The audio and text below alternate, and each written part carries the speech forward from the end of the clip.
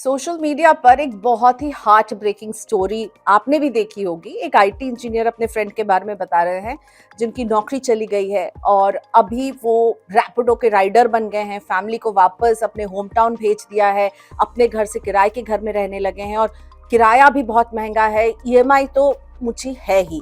और ऐसे में मुझे लगा कि हमें ये बात करनी चाहिए कि आपको कैसे अपनी ईएमआई और इनकम के बीच में बैलेंस रखना होगा, नहीं तो ईएमआई और रेंट कहीं इतने हावी ना हो जाएं कि आपका हाल बुरा हो जाए। इसीलिए कुछ आइडियाज मैं आपको दे रही हूँ जिसका ख्याल रखिए। सबसे पहली बात कि जो आपका ईएमआई टू इनकम रेशियो है ना, उसको जरा फॉलो कीजिए। Fixed obligation to income ratio भी इसे कहा जाता है। यानी अगर आप लोन ले रहे हैं तो भाई आपको ये फिक्स्ड है, हर महीने आपको ये ईएमआई पे करनी है। तो इनकम और लोन के बीच में कैसे बैलेंस रखेंगे?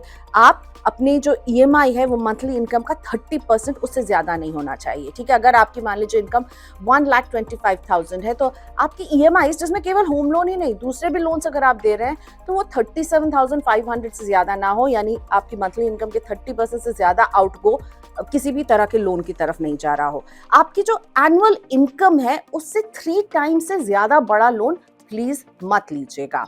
और 6 महीने के लोन्स के ईएमआईज के पैसों का इंतजाम अपने इमरजेंसी फंड में रखिए।